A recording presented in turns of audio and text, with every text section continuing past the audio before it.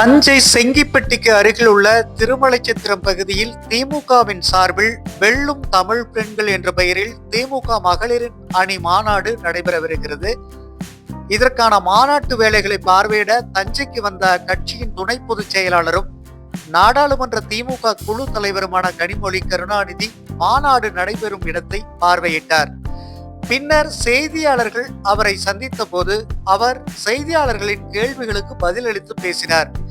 அப்போது அவர் கூறும்போது, மேற்கு மண்டலத்திலே வெல்லும் தமிழ் பெண்கள் என்று திராவிட முன்னேற்ற கழகத்தின் மகளிர் அணி மாநாடு நடைபெற்றது. மிக வெற்றிகரமாக அந்த மாநாடு நடைபெற்று பெண்களுடைய ஆதரவு யார் பக்கம் இருக்கிறது என்பதை எல்லோருக்கும் மிக தெளிவாக எடுத்து சொல்லக்கூடிய அளவுக்கு வெற்றிகரமான மாநாடாக அந்த மாநாடு அமைந்திருந்தது.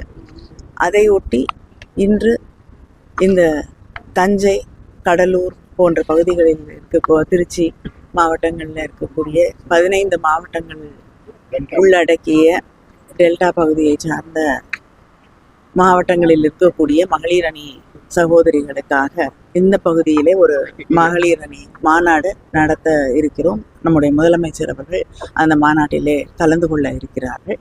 நிச்சயமாக தமிழ்நாடு முழுவதும் பெண்கள் திராவிட முன்னேற்ற கழகத்தை சார்ந்து இருக்கிறார்கள். அவர்களுக்கு திராவிட முன்னேற்ற கழகம் மறுபடியும் வெற்றி பெற வேண்டும் என்பதிலே அவர்கள் உறுதியாக இருக்கிறார்கள் என்பதை எடுத்து சொல்லக்கூடிய மாநாடாக இந்த மாநாடும் நிச்சயமாக அமையும் என்று நான் நம்புகிறேன். ஏறத்தாழ 1,25,000 மகளிருக்கு மேல் இந்த மாநாட்டிலே கலந்து கொள்வார்கள் என்று எதிர்பார்க்கிறோம். அதிமுக தேர்தல் அறிக்கை எப்படி பார்க்கிறீங்க? இல்லைங்க, தேர்தல் அறிக்கை இல்லை, சில அறிவிப்புகள் வெளியிடப்பட்டிருக்கிறது. சில அறிவிப்புகள் நான் முன்னாடியே சொல்லியிருக்கேன். அவங்க முன்னாடியே திட்டமாக அறிவித்ததையே செயல்படுத்தாததுனால அவங்க மறந்துட்டாங்க.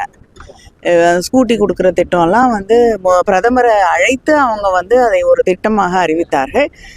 அது யாருக்கும் கொடுக்காததுனால அவங்க அதை மறந்துட்டு இப்போ மறுபடியும் தேர்தல் அறிவிப்பாக அறிவித்திருக்கிறார்கள். அதனால அதை பற்றி கருத்து சொல்றதுக்கு என்ன இருக்கு?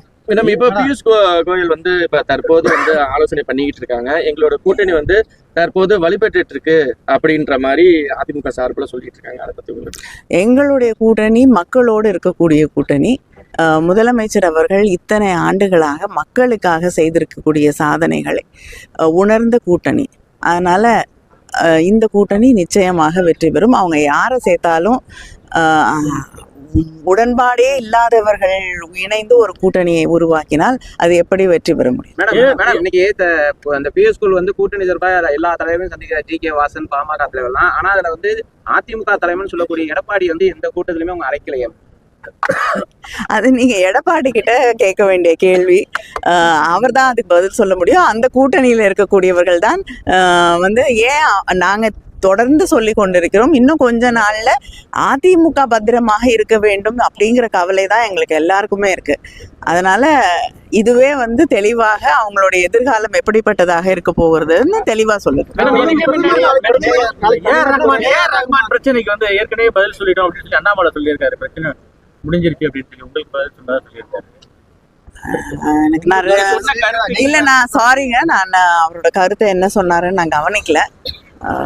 எனக்கு தெரியல என்ன சொன்னாருன்னு தெரியல எனக்கு. பிரதமர் நாளைக்கு தமிழகம் வராரு, எப்படி பாக்குறீங்க? அடிக்கடி அவர் தமிழகத்துக்கு வராரு. தேர்தல் வருதுங்க, வருவாருங்க, நிறைய தடவை வருவாரு. டாஸ்மார்க் மூடுவோம் சொல்லி நீங்க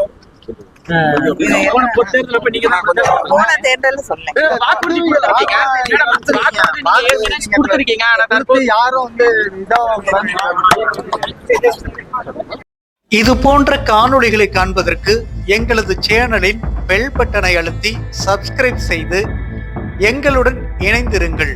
மேலும் காணொளியை மற்றவர்களுக்கும் பகிருங்கள். எங்கள் சேனலை சப்ஸ்கிரைப் செய்துள்ளவர்களுக்கு எங்களது நன்றி.